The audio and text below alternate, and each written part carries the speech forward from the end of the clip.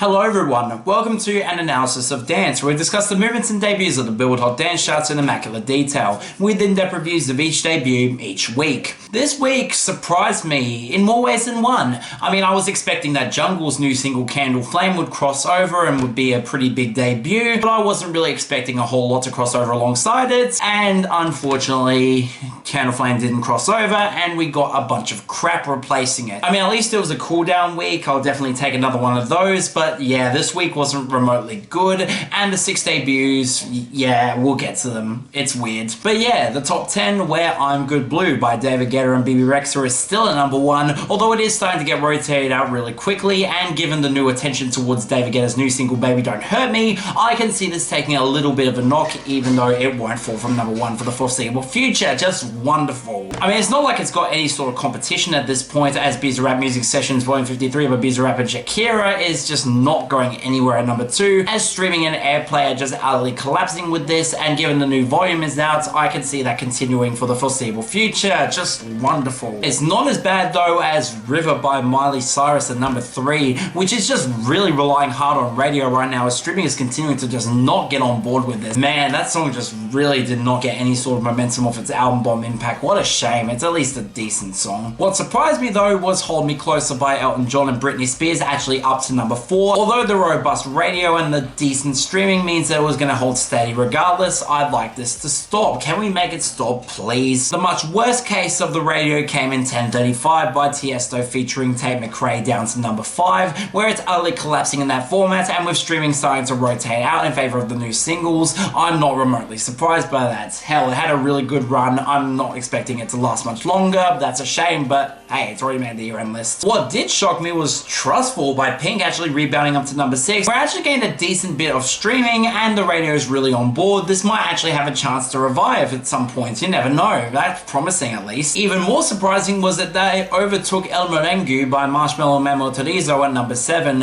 which just isn't building up enough momentum to really go anywhere, and given that it got knocked off the bubbling under thanks to a ton of album bombs, it's probably going to be a bit stagnant for the next coming weeks. It happens. Thankfully though, what's capitalizing is Miracle by Calvin Harris and Ellie Goulding surging back up to number 8. As the radio is really on board, streaming is going up and the sales are great, this might have the chance to finally rebound and become a proper hit. I'm not complaining at all, the song is excellent. I mean, it's certainly overtaken the persistent duck that is sitting at number 9 in Metamorphosis by Interworld, where the streaming is just rock solid and it won't go anywhere for the foreseeable future. But hey, I'm not complaining, the song's still really good, and compared to the other Interworld single lower down the charts, I'll definitely take it sticking around. But on the topic of things on their last legs, Miss You by Oliver Tree and Robin Schulz is back into the top 10 at number 10, and really the only reason that this is here is because the newest Bizarrap volume fell out of the top 10. If anything with real momentum comes along, this song could be gone, and given that it's on its 26th week, it might be knocked off the charts come next week, and given the new singles that are coming out, that's more than likely to happen. Good.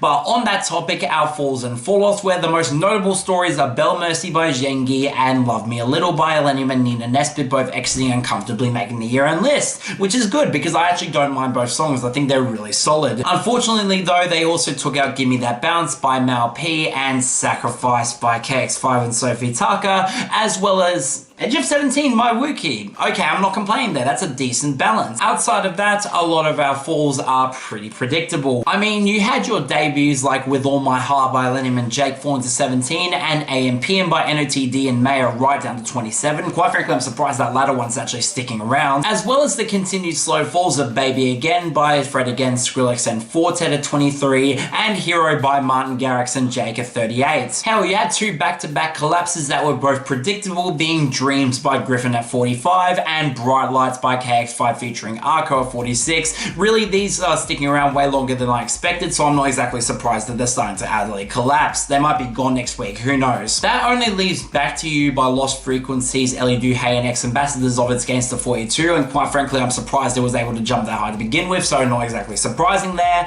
And Here We Go Again by Oliver Tree and David Guetta just utterly collapsing to 38. Man, this song is really underperforming. Come next week, week, it might actually be gone after only 5 weeks and missed the year-end list, which for David Guetta is kind of embarrassing, not gonna lie. And given the high influx of debuts, not a single jump this week nor comeback. Wow, that's fast. So yeah, straight on to our new arrivals, starting off with something that I did not expect would ever chart here. Number 48, Stop Thinking by 7 Lions featuring Lights.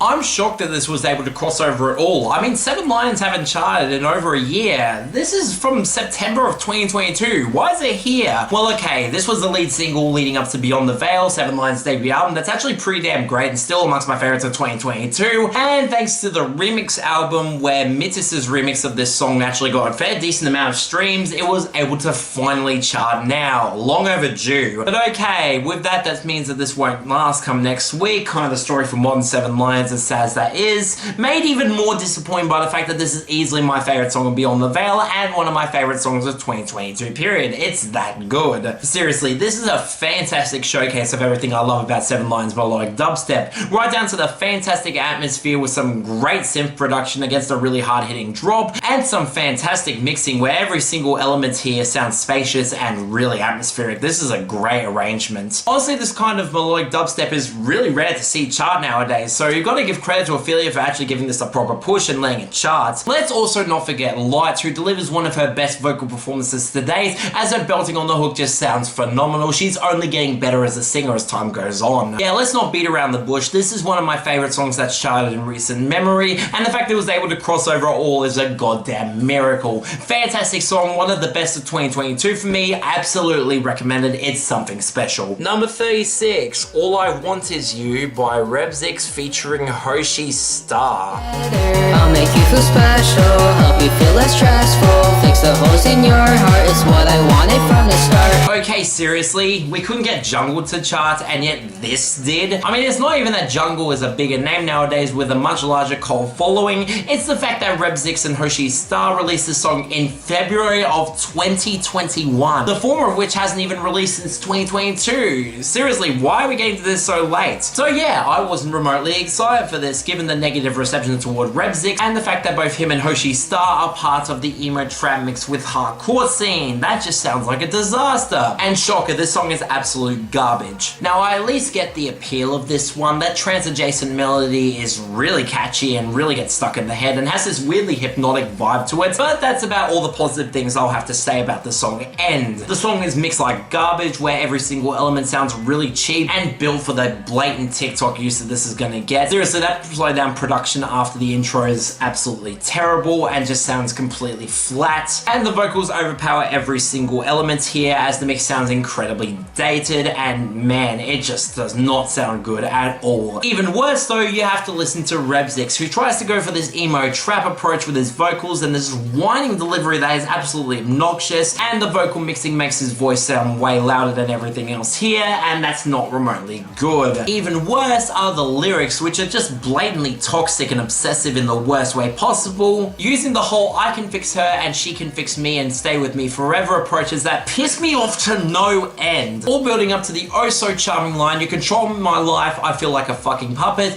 keep telling me to shut it, oh yeah baby, alright. Gross. So yeah, this totally blows, and I hope that the virality for this ends immediately, cause yeah, this is crap, skip it. Number 30, On and On by Armin van Buuren and Punctual featuring Alika. All night long, till the early morn. It goes on and on. You'll be like my favorite song. Let the beat go all night long, till the early morn.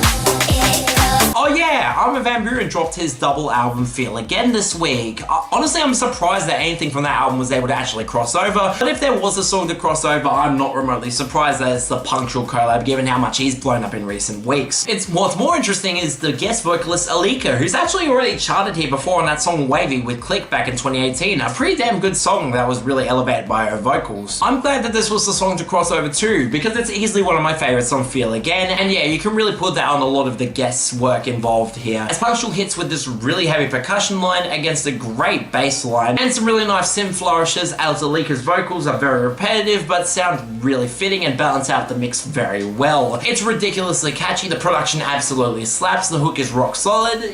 Yeah, not complaining at all that it's crossed over. Really good song, I'm glad it's here. Shame it won't stick around, but hey, I'll take what I can get. Good stuff. Number 20, Hands Up by Barely Human featuring Ketseiki.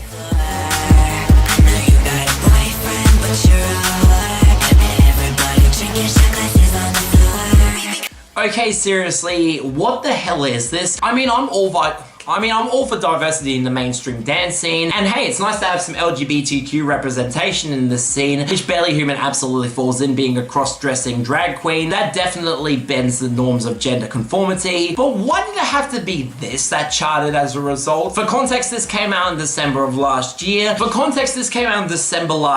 and has really been building up a lot of natural momentum over time for some ungodly reason, and yeah, this is crap too, although it's not as bad as All I Want Is You. I mean, I'll take it, I guess. What this reminded me a lot of was the 2010s electro pop scene led by Blood on the Dance Floor, which, given the accusations against Davey Vanti, I mean, seriously, why would you want to replicate that sound? I mean, seriously, this mix sounds incredibly dated. The mixing is absolutely terrible, and the auto-tune all over Barely Human is just horrendous. Even if they are trying with some decent charisma behind the auto-tune, at least it doesn't make it as outright toxic as All I Want Is You. There's a reason that this kind of 2010s electropop mix with emo hasn't had any sort of positive attention in the past few years, because this just sounds try-hard and incredibly cringeworthy in every single way, relying on what dependent personality the singer has over any sort of coherent mixing or groove. So yeah, it's not the worst thing I've ever heard. I can at least respect it, and the fact that someone was trying to revive this era of electropop, but this is also absolute garbage too, and I have no reason to come back to it. And hopefully, just like All I Want Is You, this flops. Sorry. Number 16, Say Say Say by Kygo featuring Paul McCartney and Michael Jackson.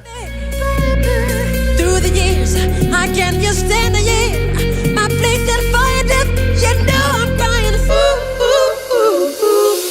And on the topic of things that need to die, okay, seriously, why are we doing this again? Didn't Kygo learn from What's Love Got to Do with That and Hot Stuff that nobody wants this sort of grave robbing from him anymore? I mean, those songs were hot garbage more than anything, and the fact that he's really continuing to go down this grave robbing approach is just absolutely gross. But yeah, this is a remix of a song from Paul McCartney and Michael Jackson back in the 80s, a #1 hit on the Hot 100 that's honestly decent but nothing special, and okay, I actually don't hate this as much as Hot Stuff or What's Love Got to Do with It, but it's still not very good. I mean, part of that is the fact that the vocals are integrated awfully here. Both Paul McCartney and Michael Jackson sound really flat, and the vocal effects don't make either fit in this mix whatsoever. It's really jarring. That being said, this is a decent production, I will give him that. At least he goes for the atmospheric approach, that's one of his better styles as of late, and the mix sounds pretty with some good synth integration against a really pretty drop that has a nice bit of groove to it. It's at least a decent arrangement, all things considered. I mean, it still doesn't excuse the grave robbing at the center of all this. It's still gross, and I don't think I'm ever going to come back to this. But you know what, by the standards of this week, with some worse production, I mean, I'll take it. It's okay. And finally, number 13, Call on Me by Bebe Rexha.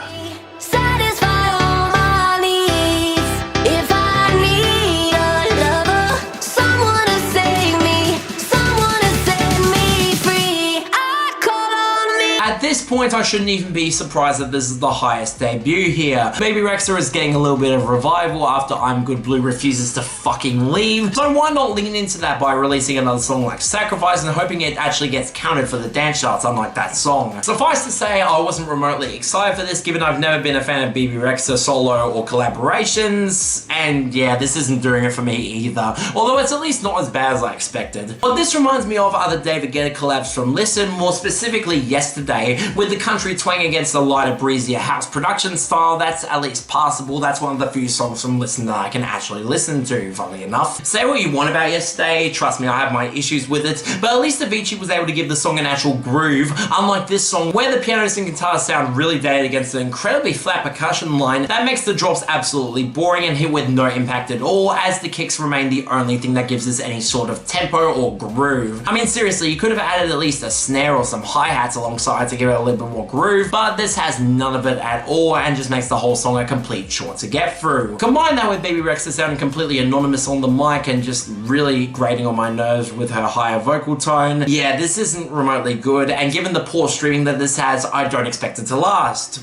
Good. And yeah, wow, not a remotely good week at all. In fact, it's one of the worst that I've covered this year in recent memory. I mean, there were two legitimately great songs in Stop Thinking by Seven Lions featuring Light and On by Armin van Buuren and Punctual featuring Alika, which are getting the best and honourable runner-up respectively. Worse though, dear God, this was hard, and really I'm gonna give it to both of those TikTok leading bait trash songs that are just not good at all. With All I Want Is You by Rebzzyx featuring Hoshie easily getting the worst, and Hands Up by Barely Human and Ketsiki getting the Dishonourable runner-up. Next week, at least Katrinata Aminé and Pharrell Williams are able to blast through to the top, but unfortunately it's also going to be balanced out by the newest David Guetta, Anne-Marie and Coil Ray single, although I can at least see a few songs from Ellie Goulding's newest album getting some crossover given the Ava Max treatments. But yeah, that's all for this episode for the Analysis of Dance. See you next time.